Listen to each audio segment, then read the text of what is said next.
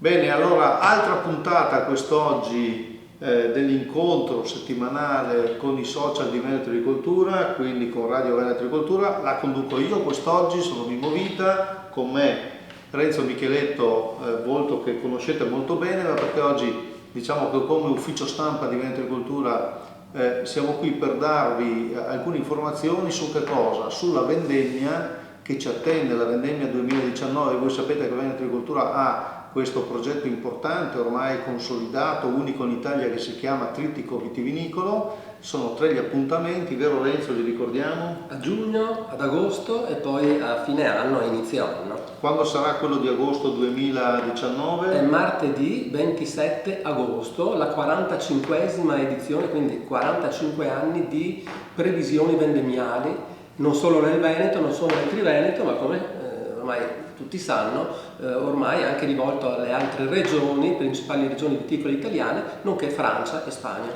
Ecco, oggi è il 1 agosto, quindi proprio per questo lanciamo questa, come posso dire, questa anteprima delle previsioni vendemmiali 2019. Ricordo qui a Legnaro, in provincia di Padova, nella sede di Veneto Agricoltura, all'interno del campus di Agripolis, quindi con l'università. La faremo tutto il giorno, quindi a cominciare dalle 9, ma possiamo anticipare qualcosa? Sì, qualcosa possiamo anticipare, perché queste grandi ondate di caldo, ma assieme ad un maggio terribile, se ricordate, dal punto di vista meteorologico, con anche però una primavera particolare, ecco, questo, come abbiamo detto a giugno a Conegliano nel primo incontro del Trittico Vitivinicolo, qualcosa ci può dire, vero? Sì, a giugno, all'incontro di giugno, erano emerse alcune preoccupazioni legate proprio all'andamento meteo del mese di maggio, freddo e piovoso, che quindi molte preoccupazioni aveva destato.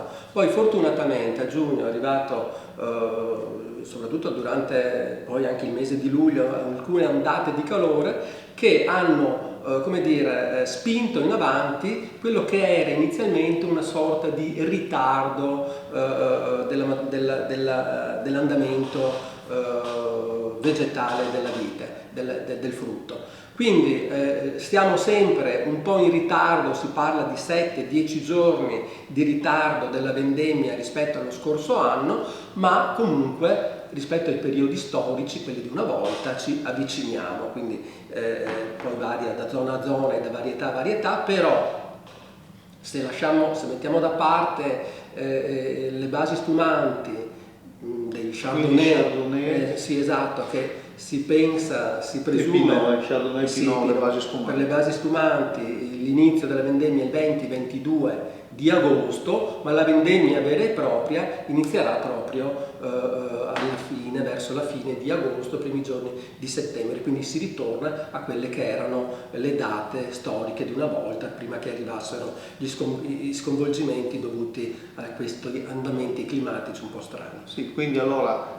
ricordiamo infatti che le previsioni vendemmiali negli ultimi anni sono state sempre fatte da Veneto Agricoltura prima di Ferragosto, ma quest'anno torniamo a dopo Ferragosto, ricordo il 27 agosto. Peraltro dobbiamo anche dire che c'è un'altra novità: di solito c'è un andamento ciclico per quanto riguarda la quantità. A un anno abbondante di solito, normalmente succedeva un anno un po' più scarso, mentre invece quest'anno abbiamo una conferma, diciamo, della produzione come sì. Più o meno. Allora, noi abbiamo fatto una serie di telefonate, perché va anche detto, e anzi ringraziamo, che il Trittico, quindi Regione Veneto, Veneto Agricoltura, Avepa, ARPAD, CREA, Vitivinicolo e Università di Padova, quindi hanno messo insieme, siamo riusciti a mettere insieme una squadra con una serie di antenne sul territorio fatte di consorzi, di cantine, eccetera, di esperti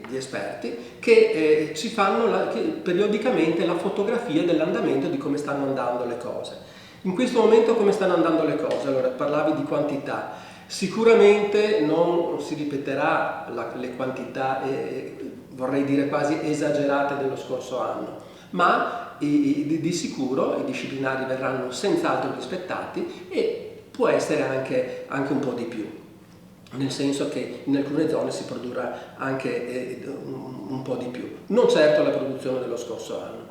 Quello che è importante dire invece è che dalle telefonate, dai contatti che abbiamo avuto, e questa è la cosa, il denominatore comune che emerge, è che la qualità delle uve in questo momento si presenta molto ma molto buona, quindi si va incontro proprio, un collega di Verona diceva l'uva è veramente bella, quindi vuol dire che sotto il profilo sanitario le cose stanno andando proprio molto bene. Verso il mese di giugno c'erano seri problemi di peronospora, sì. E invece adesso quelli lì sono stati risolti. Qua là ci sono un po' di attacchi di oidio, ma poca roba. Quindi si va con speranza, diciamo così, con speranza si va verso un qualcosa di davvero molto interessante. E ricordiamo, tanto per dire soltanto una cosa, che il Veneto... Ecco, diamo i numeri dell'anno scorso, così abbiamo un termine di paragone. È solo per dire quanto sia importante la viticoltura nel Veneto.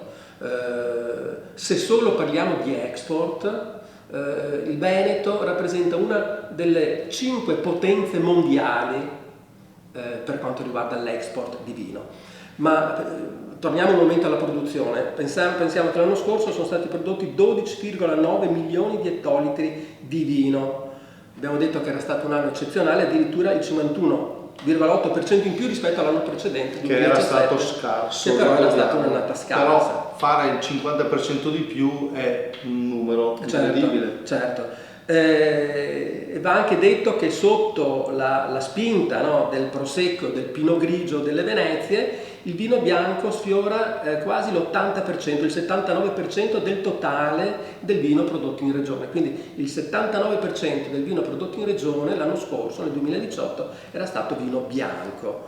Per non parlare poi delle denominazioni che rappresentano ormai la percentuale più alta, quindi le DOC, le DOCG e così via, no? Quindi produzioni, cosa significa questo? Produzioni di qualità. Il Veneto sta puntando, non solo il Veneto va detto, però il Veneto sta puntando sempre di più e il mercato ci sta anche premiando su questo. Bene, allora io direi di concludere con questi numeri che vedono il Veneto in testa a una sorta di classifica nazionale e per certi versi anche internazionale del vino. Sappiamo che è la prima regione vitivinicola italiana e questo è molto importante. Sicuramente quest'anno ad oggi sembra che questo possa venire confermato.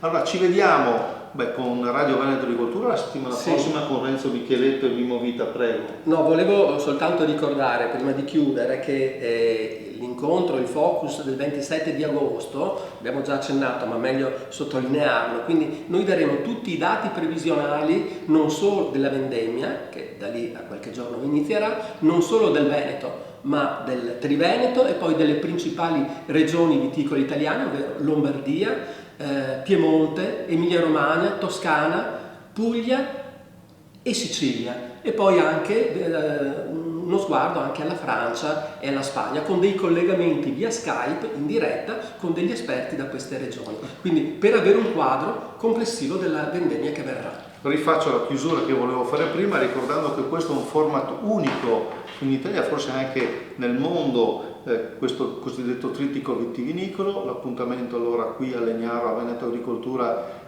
il giorno 27 agosto alle ore 9:30. Alle 9:30. L'appuntamento però con Radio Veneto Agricoltura è alla settimana prossima. Arrivederci a tutti da Renzo Micheletto e Mimmo Vita. Buongiorno.